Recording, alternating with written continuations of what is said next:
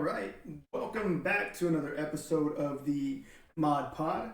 As always, I am Albert Delgado. With me is Mr. Jose Martinez.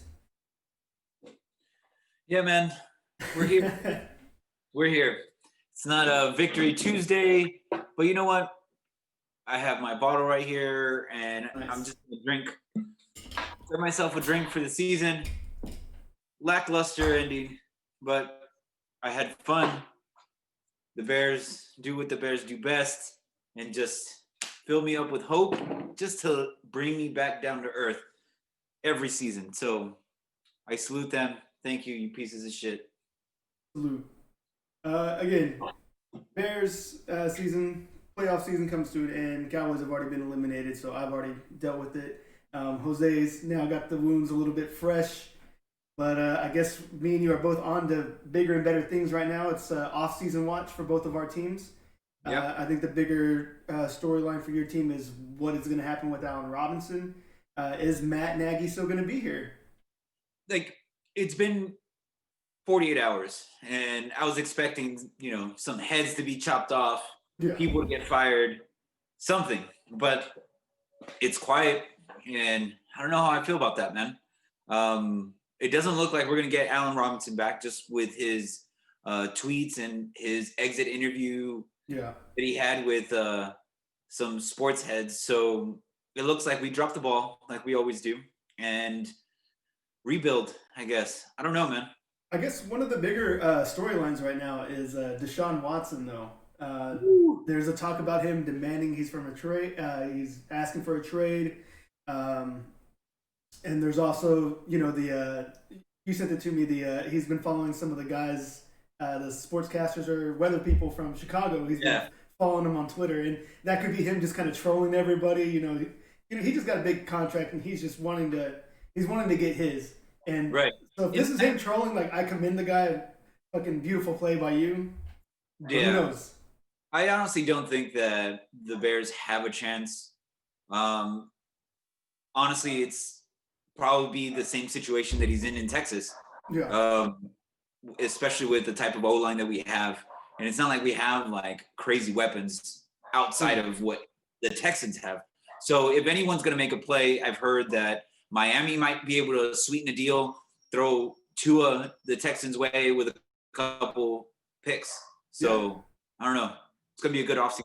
Yeah, it's gonna be a wild offseason for sure. There's a lot of storylines, as entertaining as the playoffs have been. I think this will be one of the wildest off seasons in a while.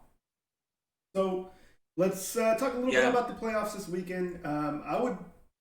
We can of course start with the first couple of games. I think the Saturday games went a lot better than the Sunday games, to be honest. I would say the Saturday games were a lot more entertaining. I mean, I did nothing. Absolutely nothing. It was cold outside. Yeah. I got DoorDash and just watched football all fucking day long, and it was amazing.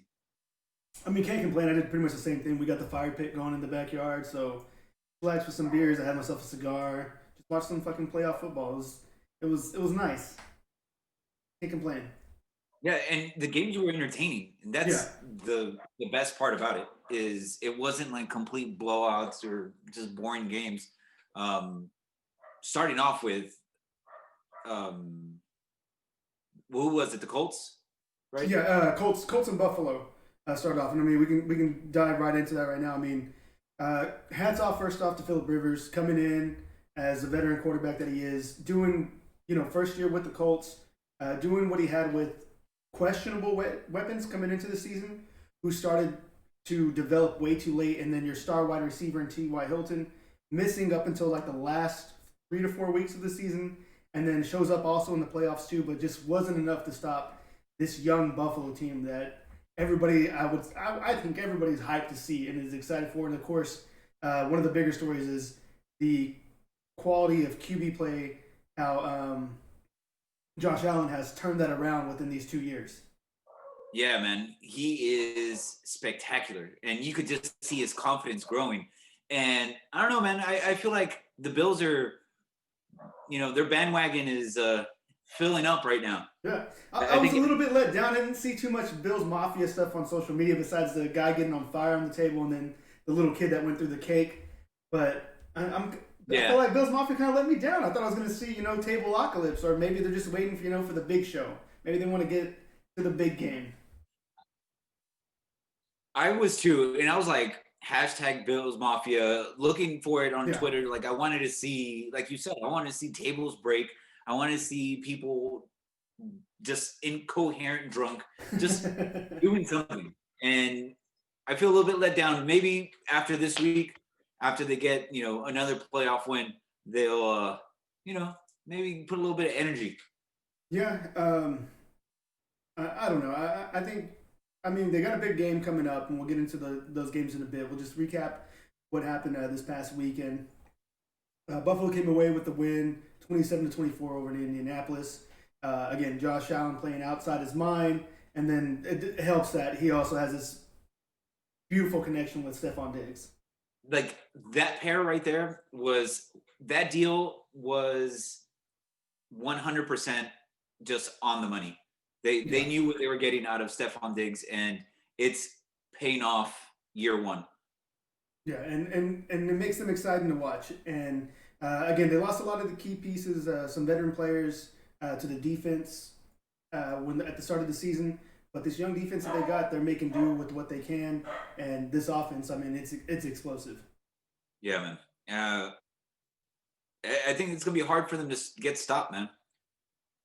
Yeah, no, I think they got the momentum, especially they're going to be playing against Baltimore. I think the momentum's more on Buffalo than it is on Baltimore at this point. Yeah. So let's go on to the next one. We'll stay in the AFC. We'll go next game, Baltimore 20 to Tennessee's 13. The big key factor was stopping Derrick Henry. And they did. And they held him to 2.3 yards per carry, I think? Yeah. Like 4, I was 4 expecting yards. They were hyping this up. King Henry is going to come in and dominate, and didn't happen. They kind of figured them out, and we've been saying it from the beginning of the season. If you're going to stop him, go for his legs. Don't let him move. It looked like he was just running into a wall. He had no offensive line help that game whatsoever. They were putting pressure, and he was met either at or behind the offensive line. Yeah, man. So, Baltimore came in. That's the key piece you have to stop on there. And then you just get the pressure to the quarterback, and that's pretty much it for Tennessee. It was a very lackluster performance as far as how dominant Derrick Henry himself had been. It was just kind of sad to see them kind of go out that way. Yeah, and you kind of see it, the frustration.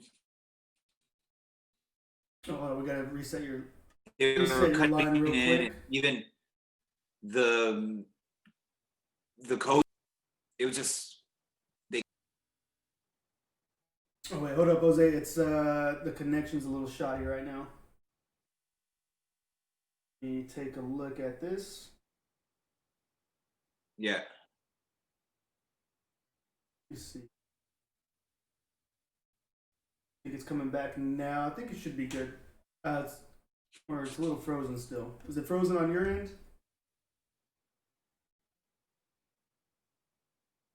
Up a little bit. Yeah. It's getting an error. I don't know why. It should be good now though. So okay. It was a little bit lackluster for Tennessee. So what were you saying again? Oh, you could just see the frustration building. He even had to get a pep talk from his coach, and you could just see it on his face. Like, there was no confidence there. Yeah. No, the better running back took place in Lamar Jackson. He just ran all over Tennessee. He made that, a few horrible, questionable throws, especially that one pass that was supposed to go off to the right for Mark Andrews, but he just kind of floated it up there. Hey, it's playoff jitters, man. Yeah. He's young. I guess it is, but when he's playing the Bills next week, I think he's going to have to rely on that arm. I think they might have a little bit of a better defense that can stop this run game. Yeah, and, they're out of a running back. The Bills are. Moss is out. Yeah. So it's not like they were really relying on their running back core, but this is going to be a good game. And I honestly feel like the Bills are going to be the better team here. Yeah.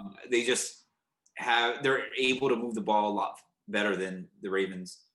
So let's move on. Let's go to the Browns, 48 to the Pittsburgh 37. I think everybody's just about done shitting on Claypool and Juju Smith-Schuster. All the memes that have been coming out of this have been amazing. I mean, more Juju for making the comment, the Browns are the Browns, and then the Browns themselves reversing that comment onto him after this big win. And congrats to Browns fans, man. What is it, like 26 years, 25, something like that? Yeah. It's a playoff win. Hats off to these guys. Man, and it's hard for me to see because, we get to the playoffs like every now and then, but nothing ever happens. And just to see the Browns fans rejoice in this win, like, it's amazing. Yeah. And hats off to Baker, too. He was getting a lot of bullshit just because he had his hat backwards and, they were saying like, oh, that's not a leader, blah, blah, blah. Like, look, the old school quarterback is fucking gone. Like, NFL's quarterbacks now are making fucking commercials. They're just regular guys.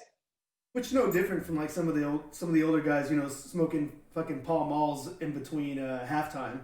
Yeah. So it was like what's the big deal? Like you got one guy smoking a cigar or cigarette at halftime, and then you got a kid wearing his hat backwards. That's come on.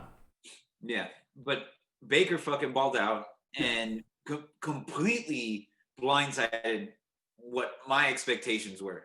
Yeah. I mean, straight out the gate, they capitalized on that error and they just put the pressure on. Yeah, and they'll have a tougher matchup going up against Kansas City. Kind of the same thing. I think their defense isn't as good as Pittsburgh's defense, but they got an offense that can run up the points on you. Right. The big deal here is just Pittsburgh offense and quarterback play. I mean, Ben Roethlisberger, he threw for almost threw over 500 or almost at 500 yards, but then he threw 4 picks on top of that, and then the misguided snap that went over his head. How do you hike it over Ben Roethlisberger to begin with? I have no fucking clue. Yeah, and I kind of it sucks, and I feel for Big Ben. But the look on his face and Juju's face, like after the game where they were just sitting on the bench, like, what the fuck just happened? Like, that is the definition of a fucking complete meltdown. They started, 11-0? Yeah. And then they put up this fucking goose egg? Like, I'm sorry. Like, my Bears suck, but at least they didn't do that to me. Yeah. What's a little bit concerning is how close the game almost got to in the third quarter, though, for the Browns. If it wasn't for that big Nick Chubb screen pass where he broke it open for a touchdown. That's the only thing that worries me about this Browns defense is they can't let, especially going to playing against Kansas City, they can't let teams like that hang around because Kansas City has that offense where they can hang 40 to 50 plus points on you. Yeah, and that's going to be up to the Browns to capitalize on whatever type of mistakes they might do, but they have to play a very clean game. And you could see that they kind of took their foot off the pedal in the third quarter. Yeah, I think they got to rely more on that run game with because they were amazing from the start. They kind of got away from it after halftime, but they got to rely more on Chubb and Hunt. That combination is just deadly. Those guys have the freshest of legs out there. Kareem Hunt and his crazy jump cuts that he had within 15 yards of the freaking goal line. They're beasts. I mean, running the rock, those two, there's no better tandem at this point. Revenge game, maybe? Definitely possible revenge game. For Kareem Hunt? Kareem Hunt, I mean, he's going back to, the team that cut him for, kicking a lady in the face, which is reasonable. Not reasonable that he kicked somebody in the face, but reasonable for getting cut. That's a very cuttable offense. But very big revenge game. Yeah, good point. So, I don't know, a little extra incentive, Yeah. And then we'll touch more on that here in a second, too. But, I think it was more to a better game by Javaris Landry as well. Played lights out, and I think that's a game that he needed personally, just to kind of get that wide receiver core going, especially with them being out OBJ. I mean, how much would it suck to be OBJ, though, that if the Browns somehow make it and win the Super Bowl, but you have to ride the bench a la Carson Wentz? Look, you need to relax on that. I'm saying what if. That's why I said what if. Okay. I paraphrase with what if. I commend the Browns with the type of season that they have. They're playing really good, and there is now some optimism for the future, right? Yeah. And it started last year as well, but now it feels like Baker's, honing in on his skill and he's focusing a little bit more. But let's calm down the, Super Bowl win. The deal that worries me about the Browns is that they're a very inconsistent team. Because they are already up 28 zip, and that game should have been shut out. It should have easily gotten to like 50 plus and maybe 14 points for the Steelers, but they let them hang around and they almost came back again in that third quarter.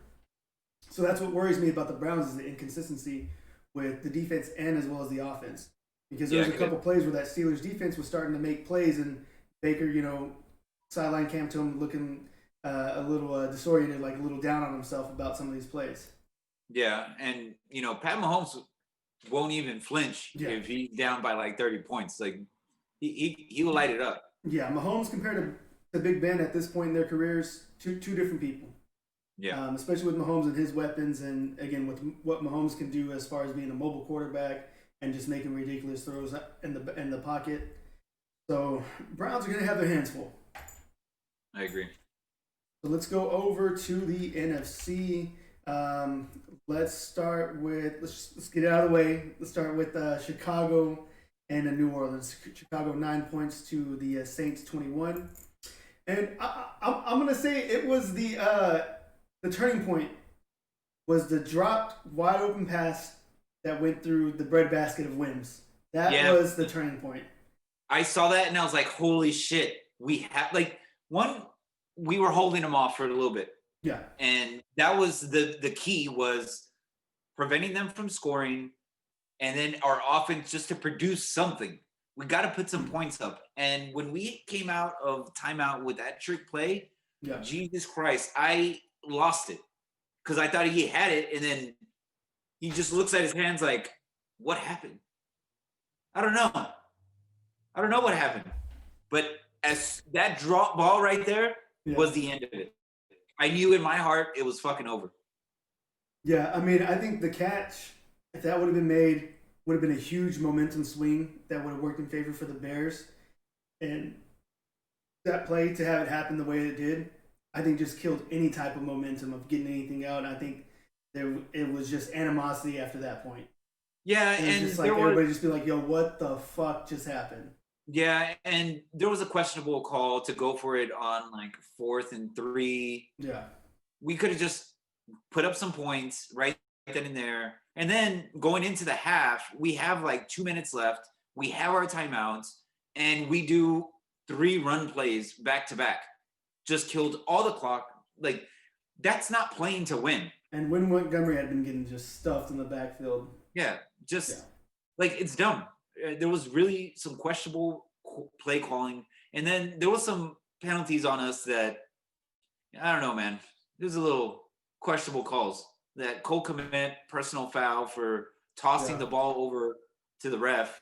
That right there was a momentum killer. Well, I think that was a lot of questionable. A lot of people were picking apart online too. Was a lot of these games this past weekend, just shitty calls by officials. Yeah. The fix was in. Yeah. The fix was in, man. No, but sad for the Bears fans. Good luck to the Saints. Drew Brees, I mean, this is probably maybe his final year. Look, the Bears should have won this game, and the fact that they had a chance to win just goes to show that the Saints aren't shit. Like, they got this win, okay, but they're not going to get a win next week. Yeah, it's just sad to see. I mean, what could have been maybe one of the best throws of Mitch Trubisky's career. There's no way he could have placed the ball any perfect. No. Any more velocity, anything on it. It was the most perfect ball of his career that just went right through the fucking breadbasket of Wims. And to me, I got pissed for that. I was like, because like we talked last week, I was like, I want to see that highlight video after this first playoff win for him. Yeah. And that would have been like the key to that capped off the video. And like I was just like, man, I'm not going to see that video now. Nice, thanks, Wims. Yeah, no, I completely agree, man. Like that right there would have been the turning point, probably in his career. And it sucks that a couple inches this way completely changes outcomes. And Yeah. now I honestly don't feel like I don't think we'll see him again. He is a free agent after this season. I mean, he's a free agent, I guess, now, right? Right. Free agency starts now, so who knows where he ends up? Who knows what the Bears do at the quarterback? And again, that's why this is kind of going to be one of the more entertaining off seasons because there's so much stuff going on in the background. So who knows what can happen? We'll see, man. I'm just upset because I just ordered some Mitch Trubisky stickers, and I'm not even sure he's going to be a Bear anymore. So, story of my life. What do I do with all these stickers? What do I do with these things? Let's move on. Let's go to the Rams at the Seahawks. Easily 30 points to 20 points. Rams 30, Seahawks 20. Probably one of the worst career playoff losses for Russell Wilson, or the worst career playoff loss. Crash and burn. Yeah. Like, how hot was he at the beginning of the season? MVP contender. And now? It's because he's making too many TikToks with Ciara or whatever that they do, those weird videos. It's I'm telling you, she's a fucking curse, man. Poor guy. I mean, at least he got paid, so whatever. But yeah, Rams defense. I've never seen Russell Wilson eat so much turf. Oh man, Leonard Floyd, ex-Chicago Bear. Fuck. He not even on his best day did he play like that for the Bears. So that just goes to show that our organization sucks from top to bottom. I'm glad that he got this win and that he's flourishing in LA. But man, I was actually kind of upset that Woodford got injured. Yeah. He didn't look bad out there, and then no, he didn't. And then you see Goff come in. He is that thumb still bothers. I mean, the trajectory of his ball it looked like Cam Newton's this year, where it's just taking those awkward dives, where it's just like, yeah. But I mean, he battled through it though. I mean, there's nothing else to say to that. I mean, he had to get thrown back in there, even though he wasn't nowhere near ready, and you could tell. But they figured out a way around it, and thank God that their defense is as dominant as they are, and that they have somebody like Aaron Donald too, constantly put pressure. Did they say what his injury was? I know when he sacked Russell, I saw that he landed on his chest. So I was like, all right, he probably hurt his ribs or something because he was hurt right after that sack. And then you don't see him come back in, and he goes into the locker room. But I wonder if that's going to hinder anything next week. They'll probably give him some painkillers that will numb it. He'll probably be good. It's playoff time. Right. Can just get some numbness. He'll be good. But again, they have Sean McVay. Guy can get creative when he needs to get creative. He'll make things happen. I think it's going to just come down to if this Rams defense can remain dominant. And of course, you got Jalen Ramsey, who's just been shutting down every single wide receiver his way. And this is going to be a good week. Yeah. We're about to see two. We're going to see number quarterback number one versus wide receiver number one. Devontae Adams and Jalen Ramsey. So yeah, that's going to be one of the highlight matchups there. The highlight matchups of probably the entire. Looking at the schedule right now, yeah, I'd say the entire piece of playoffs. It's going to be the most anticipated matchup, cornerback to wide receiver wise. I do want to make one note before we move on. DK Metcalf, for being as big as he is and dominant as he is, he can't. And maybe this is why he wears a pacifier. Is that he's a big fucking baby. That's what I think. Okay. Very diva-ish. No, they're not throwing me the ball. Yeah. You're getting locked down. Find a way to get open. You're a professional, right? And once Russell tries to force feed him, he gets picked off, pick six, goes the other way, right? But he's off in the sideline throwing a tantrum, and that's the shit that I don't like to see, man. Do your job, focus. It's not about you. No, I agree. True. I mean, I can understand. I mean, I can see why he wants to why he's adamant about the frustration. But then you also got guys across from you like Tyler Lockett, who are equally as talented. Yes, you may be the bigger physical wide receiver, but if you're getting shut down by Jalen Ramsey, you're just getting shut down, man. It's not that they're not wanting to throw the ball to you. It's just there's no separation that's happening. Right. Like, this is why they pay this man so much money. Yeah. Is to lock you down. So it's your job, if you want to get paid the big money, to fucking smoke him. Like, period. Like, it should be a challenge. And there's no fans there, so they can hear you throw a fucking tantrum from across the field. Like, it does nothing for your team. It's just bringing morale down. There's no point. Let's move on. Let's go to Tampa Bay's 31 to Washington 23. I think kind of one of the more exciting games as well. I mean, Tyler Heineke. Who is this kid? Former AAF Battlehawk quarterback. So there was a little bit of a remembrance. Like, the name, I remembered it from somewhere. Yeah. And then I saw an old clip from, like, like after the game, they would have the seltzers and shit. Yeah. So he was one of the guys that would fucking just shotgun. He did the shotgun, both of the seltzers, yeah. So I was like, okay, now I remember this guy. And the same energy that he has in the locker room, he has it on the field too. Yeah. Like, the guy was balling out. I mean, I think what speaks more is what the rookie Chase Young, how adamant he has been, and like how pro Heineke he has been since he took over. I think that speaks volumes to how he presents himself in that locker room. And what worries me as a Cowboys fan is that Washington may have found their quarterback. Do you think they'll stick with him? At least for next season? At least for next season. I hope so. He's already, I don't know what more film you'd want somebody else to put to at least give him another chance. Yeah. I mean, the kid's mobile. That touchdown that he got where he dove for the pylon, was amazing. That's an all heart play. Like, right. The kid played his heart out. Like, it just sucks that, he's got a banged up wide receiver number one. They have nobody else across from him for Scary Terry McLaurin. And that's what's, again, going back to what scares me as a Cowboys fan, is that they have this very stout defense. Now you may potentially have a true QB number one. You draft, hopefully, somebody across from Terry McLaurin or pick up some help from him in free agency. And you take another chance with Gibson out. I don't think he's going to be there in the long run, but he's not bad. Yeah. But get some O-line help, and they're literally like 3 to 4 key pieces away from being a dominant fucking team. Because they're really fucking young. Yeah. So they're young, and they have a quarterback like him who is willing to sacrifice himself.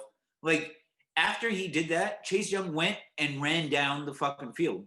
Yeah. Like, that's the shit that motivates the rest of the team. Exactly. And, I mean, shit. I was seeing that, and I was like, hey, Bears, go fucking pick up that guy. Pick him up on the cheap, and let's who knows? Again, it all comes back to, this is going to be one of the crazier off seasons. So who knows what Washington decides to do. I would assume that they'd stick with him because this guy has put more than enough on film to show what he's capable of, and why not give him a full year to himself? Yeah, I think the Alex Smith reclamation project has been fun, but let's be realistic. That guy takes another hit, he's done. No, I think he's done already. Yeah. Like, this was his, like, sweet serenade out. Yeah. Like, what he did, he put the team on his back and got him into a playoff contention. They did. And hats off to him. I honestly don't feel like he can survive a whole season. Yeah, I don't think so either. Let's talk about Tom Brady. Yeah, we got to talk about Tom Brady. I mean, they won. They won. When he's needing all his receivers to click, they're all clicking, though. Granted, I mean, he was up against maybe one of the tougher defensive matchups he's going to face. Yeah. I don't know. Maybe, yeah. I would say so. Maybe one. I think. His next matchup is against New Orleans, and I think their defense is a little bit softer than, for sure, than Washington's. But yeah, when he's needing all these people that he's recruited, and then even Fournette's clicking in now, getting the touchdown. AB is showing out too. Hey, that right there just shows, like, look, if you have people, there's two different types of people. There's people that are in your group that don't really care about you, and they hype you up, and you make bad decisions, right? Yeah. And then there's other people that genuinely care about you and build you up and take care of you. Yeah. That's what Tom Brady is to AB. Because you've seen a complete 180 from what he was doing in Pittsburgh and what he was doing with the Raiders. Like, you have not heard a single peep out of AB. There hasn't been a crazy tweet. There hasn't been something distraction wise off the field. And you're right. I mean, it's a total different AB than when he was with the Steelers and even with the Raiders. Yeah. So the fact that he's balling out right now, yeah, and more power to him. Like, I like to see that. And that's where I go back to all these weapons that he pretty much recruited: AB, Gronk, Fournette, that Brady brought in when he got there. They're all starting to click, and there's no better time for them to click than in the fucking playoffs. Yeah, they were a little shaky at the beginning of the season, but everything is starting to, and they're all starting to mesh. Yeah, and Gronk, this is the time where Gronk gets going. You want him for the playoffs. Like, the regular season doesn't fucking matter. Yeah, this is all pure Gronk time right now. This is prime time Gronk that we're probably going to see these next games. And he's not new to this. Yeah. So let's go ahead and get into it. Let's go to the next round 2 of the playoffs. Since we're on Tampa Bay right now, let's go to Tampa Bay versus NOLA. Who you got here? Oh, I'm going out of the battle of the grandpas. I'm going with the GOAT. I do like the memes that have been coming out because everything's been on Nickelodeon. They're like, this should be on the History Channel. And I like the fact that Tom Brady actually embraced it. That was pretty funny. But here, I mean, again, when your weapons are all clicking, everything's on all cylinders. I gotta go Tampa Bay here. I like Breeze as well, and I know this may be this may be his final year, but it's not the same Breeze anymore. I think Tom Brady's got still more the better arm and that we haven't seen out of Breeze. Have you seen that video? It was like a practice video.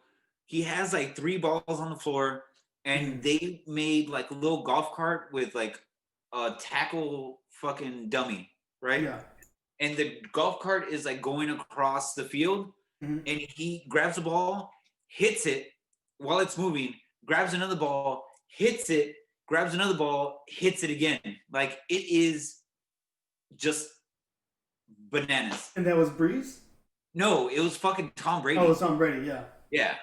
And that's what's been said. I mean, there was a big deal by the sportscasters the previous game where he made like a 20-yard pass to Michael Thomas, and even they said it's been a while since we've seen that. Yeah. Because I feel like there's something, or Breeze knows that his arm is just not where it's used to be, where he doesn't trust himself making these deep throws unless it's uncontested and he has time. Hey, he also is still battling fucking broken ribs. Sure. Like, there's a lot of things that are playing against Drew Brees. Also, Michael Thomas hasn't played the whole season either. Like, this whole season's been weird for Drew Brees, and it's the perfect script for him just to walk off and hit the booth. Yeah, no, I agree, and I'll be surprised if the Saints can pull out a win here. I think the momentum, though, and with Brady's all his weapons clicking like how they are, I'm gonna go Tom Brady here. I don't think it's gonna be a defensive game by any team. I think it's just gonna be a shootout, and I think I'm gonna go with a better arm right now, which is gonna be Tom Brady. Same. I can see this being like, I don't know, 38, 31, or 28, something like that. I see it being a high scoring game. I'll do 27-14. Okay, I'll do 35-21. 35-21? Yeah. Got it. We're both going Tom Brady though, right? We're gonna go Tampa here. We'll go Tampa Bay. Let's go to the Rams and Green Bay. Stay in the NFC. I mean, here again, we already kind of prefaced it a little bit. Number 1 cornerback Jalen Ramsey versus number 1 wide receiver Devontae Adams. But when it comes down to a complete team, I got to go Green Bay here.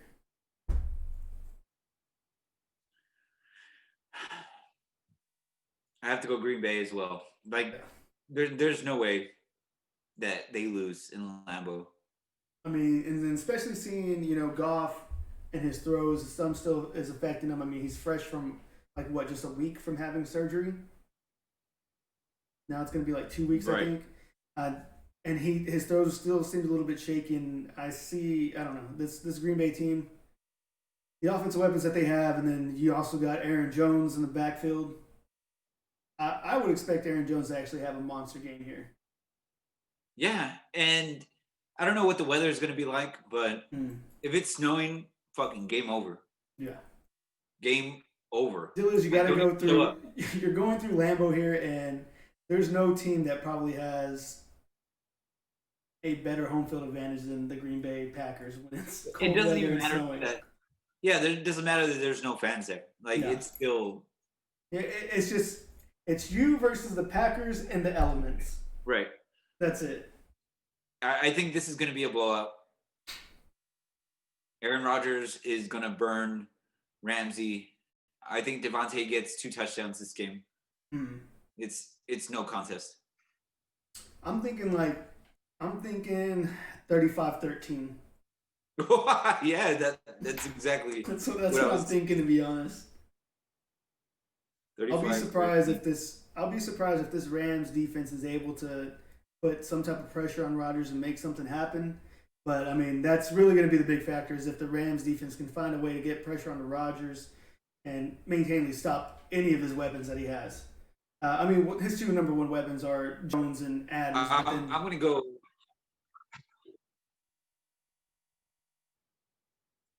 Yeah, I'm going to go 31-10. 31-10? It's just going to be. Fair. Yeah, it's going to be lights out. Yeah, I just don't see it being there. I mean, high hopes for the Rams defense, but I just don't. I don't see them continuing with it, especially with their offense. I just don't see it happening, man. So let's move over to the AFC. We got the Baltimore Ravens at the Buffalo Bills. I mean, I said it before, I think Buffalo's got more of the hype train behind them at this point. Yeah, they're feeling good. I mean, you see them on Twitter, like the game before this, before they played Indianapolis, they're all dancing to Hammer Time. Like, they look like a fun team. They're loose. Like, it's just another day on to the next one for the Bills. Like, there's no drama with this team. There's nobody's questioning anybody on there. Everybody's more amazed by the play of this team, if anything. Right. And again, the connection, I think the connection with Allen, Diggs, all his offensive weapons are back. You got Brown. You still have Beasley as well. He's got everybody in front of him. I mean, running back still questionable, as it always has been this year. But when you got the offensive weapons at wide receivers, you don't really have to rely too much on your run game. Hey, calm down on that. They signed Devontae Freeman. So. Oh my God! Wasn't he just with the Giants? Yeah. Jesus. They signed him to the practice squad. Oh my God! I don't know. I don't. Come on, they gotta find. They need to find somebody in the draft. I would. Sure. I would already get off the Singletary train. It was a fun experience, but I say move on after this. For sure. I don't think Lamar Jackson has it in him to carry the team to a win. Yeah, I mean, can he realistically run on this Buffalo's defense? They're a little stout. They're not too crazy with the run game, but how much? I don't know. He's got to rely on his arm at one point, and he's got to make plays in the air. That's the only deal. I agree. And yeah, but there was some drops. Yeah. There was some drops this past game, and that's concerning because you can't be doing that shit right now. Yeah. So right now, I just feel like the Bills are the complete team right now. Their energy is high. They have the whole city behind them, and Bills Mafia. I think they're going to go deep. The score wise, what are we looking at here score wise? I honestly feel that the Ravens defense is gonna put up a fight. Okay. But in the end, it'll be 27-21. 27-21. So Buffalo, of course, 27-21 for Baltimore. Come on. Yeah, 21 Baltimore. 27-21. I wouldn't be surprised if it is kind of a lower scoring game here. Let's do 21-17 Buffalo. Okay, so you got 21-17. Yeah. Okay. So let's move on to the final game for the AFC slate. Got the Cleveland Browns versus the Kansas City Chiefs. I'm more afraid of this being a very one-sided game and just seeing the Chiefs blow out the Browns. I feel like it could go that way. I think it's more of a higher percentage for that to happen versus the Browns actually making this a competitive game. That's my fear because of how wishy-washy this Browns team is. Right. And it goes back to like what I said about them against Pittsburgh is that you're up 20 plus points, but you can't find a way to actually take this team out of the game. And you let them hang around too much, and then it almost bit you in the ass in the third quarter where they almost could have came back. Thankfully, Ben Roethlisberger threw 4 picks, so you have that to thank. And I don't really think that they were Ben's fault because a lot of them were like tip passes. Yeah. So those stats are a little inflated. Okay. All right. Breaking news.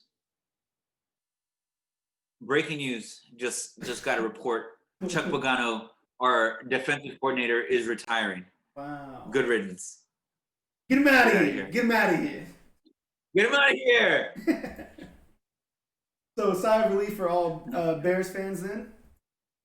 Let's go. On to the next one.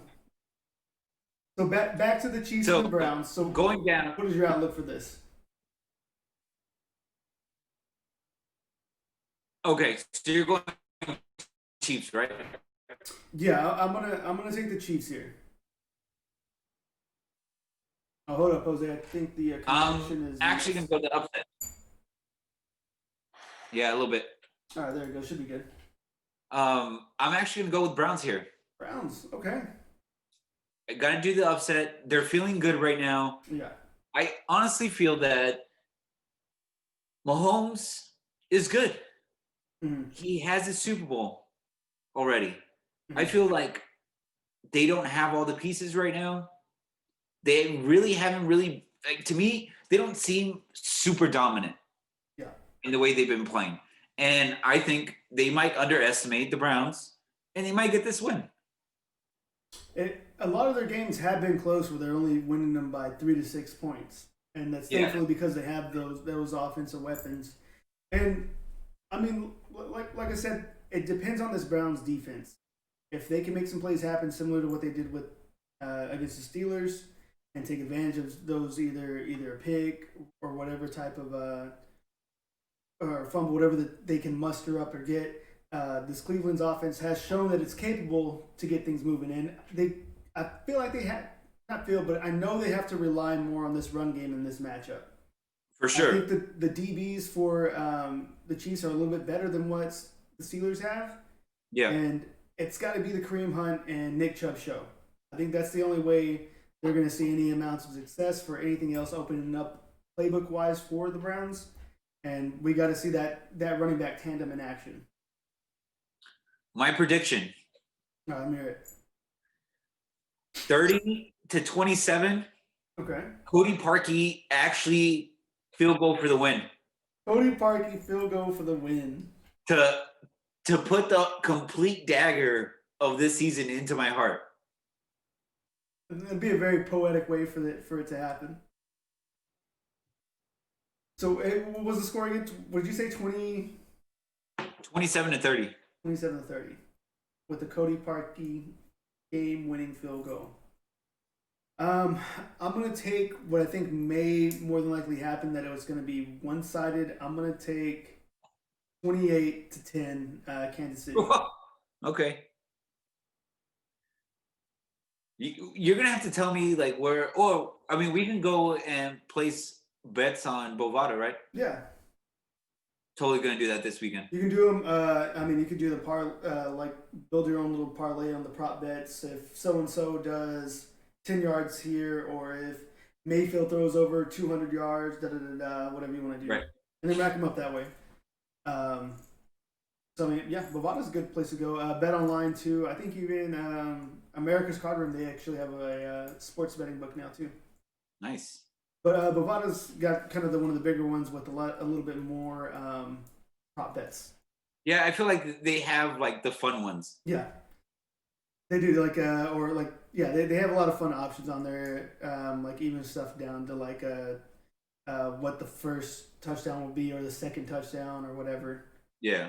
So there's a lot more options on there, and it's a bigger book than the other ones that I previously named. So for sure, yeah, you got a lot more options there.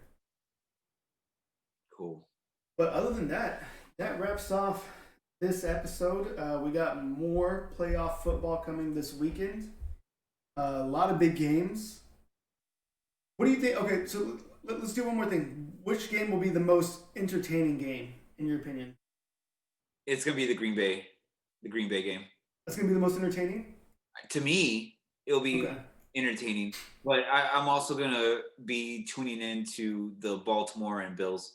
I think that one's gonna be good, but I think the best one may be the matchup at Tampa Bay and New Orleans. I know, and this is what they wanted from the fucking beginning. Yeah. Tom Brady versus round 3. I mean, we all seen it. Yeah.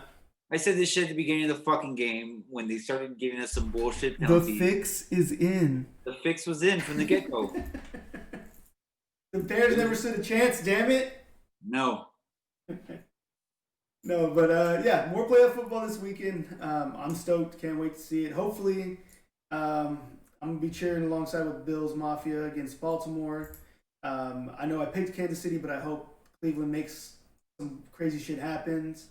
Green Bay, I think, is going to take it, and then I'm going to, of course, say, Tampa Bay against New Orleans. I like it. But other than that, as per usual. Hey, I'll see you next week. I'm going to go drink my sorrows away. Thank you, Bears season, for breaking my heart. Hit that shit, both of you.